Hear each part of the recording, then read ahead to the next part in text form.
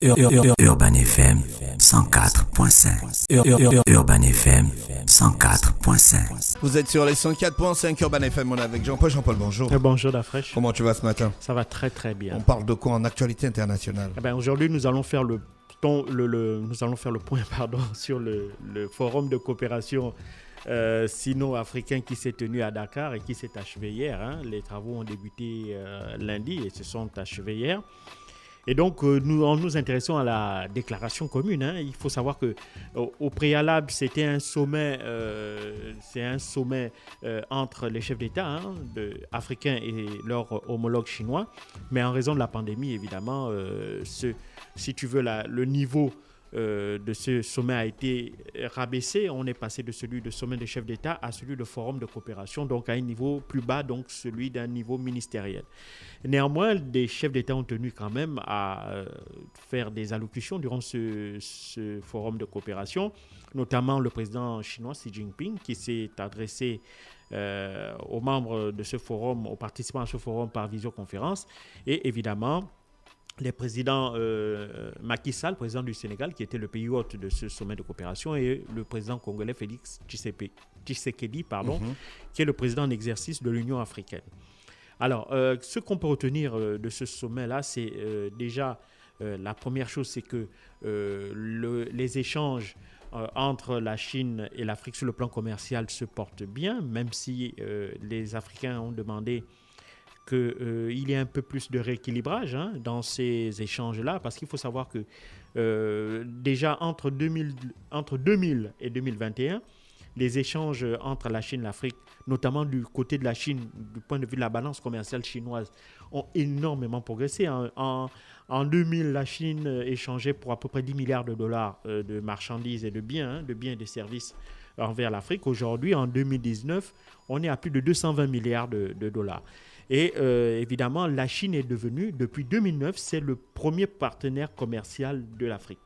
Et aussi l'un des plus grands créanciers, parce qu'il faut savoir que dans le cadre du projet des nouvelles routes de la soie qui sont prônées par les autorités chinoises, ces dernières ont prêté à tout va à pas mal de pays. Et la crainte, c'est justement de voir cette dette-là être devenue un moyen de pression de la part de la Chine sur certains pays, notamment les pays les plus pauvres qui ont du mal à honorer leurs engagements. Il faut savoir qu'avant l'ouverture de ce sommet, il y avait même une crainte qui avait été relayée par un journal ougandais dans lequel il était dit que la Chine allait tenter de s'emparer de l'aéroport de la ville d'Entebbe parce qu'évidemment l'Ouganda n'arrivait pas à rembourser le prêt qu'elle avait contracté dans le cadre de la modernisation de cet aéroport. Or, Entebbe, c'est une ville extrêmement importante pour l'Ouganda, c'est la deuxième ville du pays et donc c'est une ville stratégique. Or, les autorités chinoises, au cours de ce sommet, ont réitéré qu'il n'en était rien et qu'au contraire, ils avaient l'intention, par la voix du président Xi Jinping, d'annuler même d'ici la fin de l'année une partie de la dette, notamment envers les pays les plus pauvres. Mais pour résumer de manière globale, d'abord sur le plan politique aussi, c'est qu'il y a eu un échange de bons procédés, c'est-à-dire que d'un côté, les pays africains ont reconnu l'indivisibilité de la Chine, c'est-à-dire qu'ils reconnaissent la souveraineté, ils ne reconnaissent peut-être pas officiellement la souveraineté de la Chine sur Taïwan, mais en tout cas, ils vont, en ces termes-là, ils disent reconnaître le droit légitime de la Chine à revendiquer le territoire de Taïwan. Ça, c'est la première chose.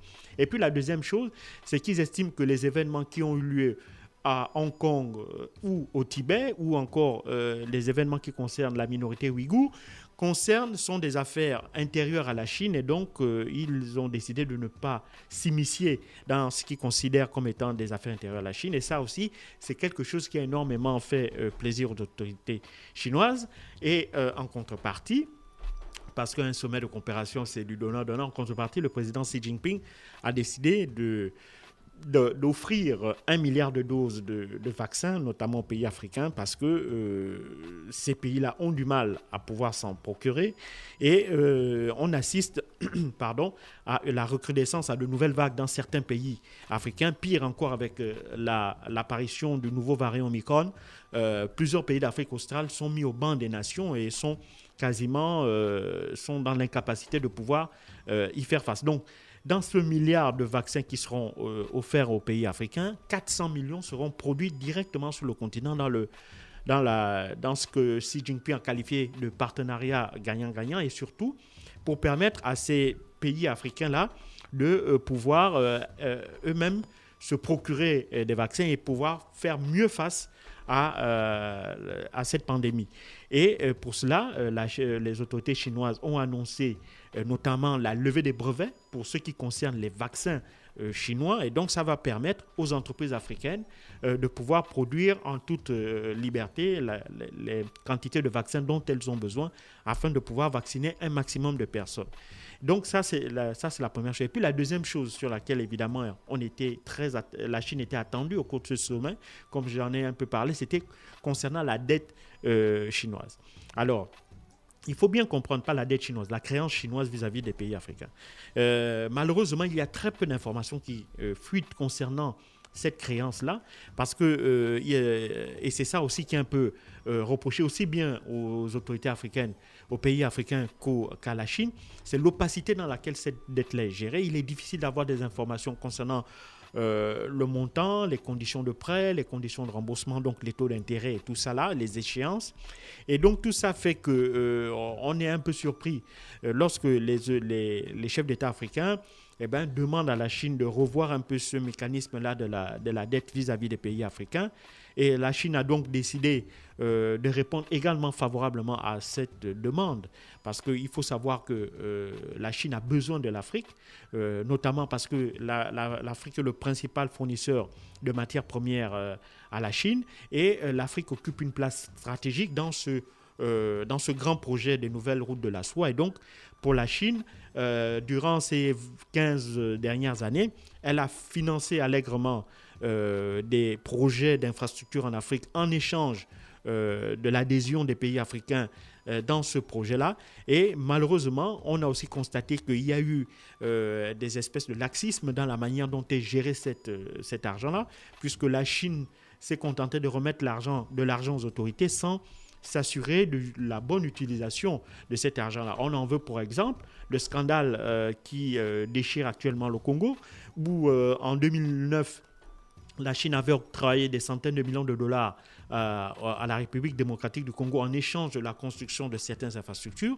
Et lors du dernier scandale des Panama Papers, où on a le consortium des journalistes, le consortium international des journalistes d'investigation, ont révélé que le régime de Joseph Kabila avait détourné des dizaines de millions de dollars de ce prêt-là chinois qui était chargé, qui avait pour but de construire des routes. Et la Chine, en échange, avait l'autorisation d'exploiter certains minéraux congolais. On s'est rendu compte que la Chine a exploité les minéraux, mais les routes n'ont jamais été construites.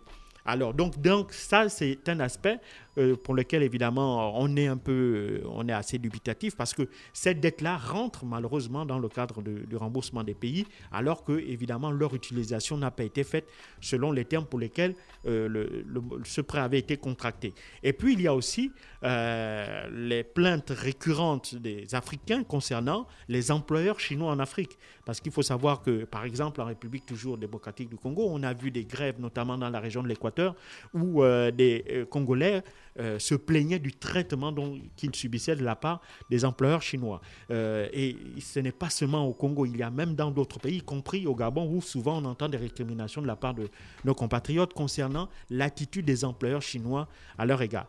Et donc, les autorités chinoises, évidemment, n'ont pas attendu cette plainte-là, puisque fort heureusement, depuis l'année dernière, on voit une volonté ferme de la part de la Chine de mettre tout en œuvre afin de redorer son blason en termes d'image.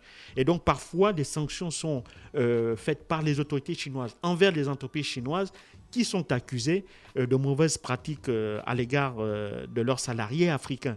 Et donc, les autorités chinoises, par la voix du président Xi Jinping, ont évidemment annoncé aux Africains qu'ils allaient justement aller plus loin dans cette répression-là envers les employeurs chinois indélicats en Afrique. Et ça aussi, ça a été une très bonne chose. Et en revanche, ils ont aussi promis aux autorités africaines d'augmenter, si tu veux, la part des produits agricoles qui entrent en Chine. Parce qu'il faut savoir qu'à peu près, la Chine a décidé d'importer pour 300 millions de dollars de marchandises agricoles d'ici les 3 prochaines années. Ça, c'est une bonne nouvelle pour les agriculteurs africains parce qu'ils avaient du mal à percer le marché chinois, parce qu'il fallait faire face notamment à la réglementation en matière de produits agricoles, en matière de commerce, en matière de consommation de produits. Il fallait faire face à la réglementation en matière de droits de douane et il fallait aussi traverser la barrière de la langue.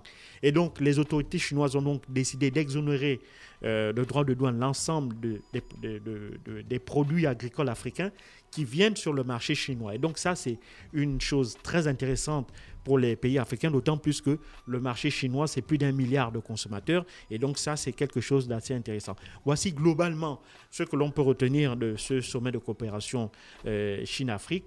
Et évidemment, c'est le 8e du genre. Et celui-là a été pas malheureusement, celui-là a été plus mis en avant parce que le sommet des chefs d'État Chine-Afrique a été reporté à une date ultérieure. Jean-Paul, il y a une crise migratoire entre la France et l'Angleterre. Qu'est-ce qui s'est réellement passé? Il se passe que les autorités, il y a eu une trentaine de migrants qui sont morts dans la Manche, c'est-à-dire le fleuve, le cours d'eau qui sépare l'Angleterre et la France. Et déjà, on se rejette les responsabilités. La France dit qu'elle n'est pas responsable parce que ces migrants n'avaient pas vocation à rester sur le territoire français. Ils avaient pour objectif de rejoindre l'Angleterre. Et l'Angleterre accuse la France d'être responsable parce que c'est de la France que sont partis ces migrants-là. Donc l'Angleterre estime que la France aurait dû prendre des mesures pour empêcher ces migrants-là de prendre le large et essayer de rejoindre les côtes britanniques. Donc il y a eu un sommet d'urgence des pays de l'Union européenne sans le Royaume-Uni, puisque le Royaume-Uni ne fait plus partie de l'Union européenne. Et malheureusement, je peux dire que ça a été un sommet de plus qui en dans les résolutions, et donc qui n'ont quasiment pas eu de résolution. Parce que, évidemment, il faut savoir que pour ce qui concerne les questions migratoires, où il n'y a pas de législation commune, il n'y a pas de politique commune au sein de l'Union européenne sur ces questions, parce qu'évidemment, les points de vue sont diamétralement opposés entre les pays, on peut dire, de l'Europe du Sud, qui ont un passé colonialiste, qui ont une ouverture avec pas mal de pays à travers le monde. Or, vous avez les pays de l'Europe de l'Est, les anciens pays du bloc soviétique, qui ont, pendant près de 70 ans, été vécus un peu entre eux, et donc qui n'ont pas cette culture d'ouverture vers le monde-là. Donc, ce qui fait que eux, ils sont beaucoup moins réticents à accueillir des étrangers parce que ce n'est pas dans leur culture pour le moment, ou du moins c'est un réflexe qu'ils ont perdu.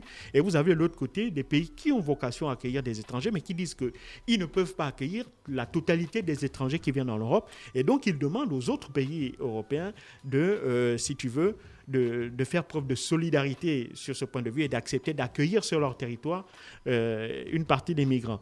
Et c'est là où justement les deux parties ne s'entendent pas. Vous avez des pays comme la Hongrie, la Pologne, la Lituanie qui ne veulent absolument pas entendre parler de migrants ou d'étrangers. Et pire encore, vous avez un pays comme la Pologne qui a fait quelque chose de totalement inédit, c'est-à-dire que sa Cour suprême a justement dit qu'en l'occurrence, les lois polonaises sont au-dessus des traités européens. Donc ça prouve... Donc les migrants sont toujours bloqués à la frontière les migrants sont bloqués entre la Pologne et la Biélorussie, parce que la Biélorussie dit que, à peu près comme le discours de la France, eux, ils ne sont pas venus pour rester en Biélorussie, ils sont venus pour aller en Europe. Et la Pologne dit que la Biélorussie se sert de ces migrants pour essayer de déstabiliser son pays en inondant le territoire d'immigrants.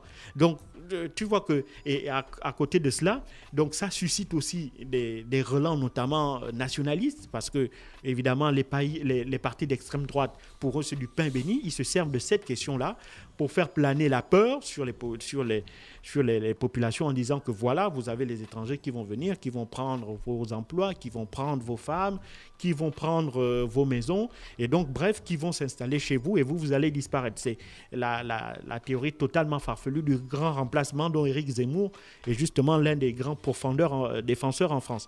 Donc ça, évidemment, tout ça fait que ça crée énormément de tensions et le problème concernant les migrants n'est pas près de s'achever en tout cas. Merci, vous êtes sur les 104.5 Urban FM, la station urbaine. On est avec Jean-Paul dans l'actualité internationale. Restez connectés dans le Fresh Morning. Urban FM 104.5.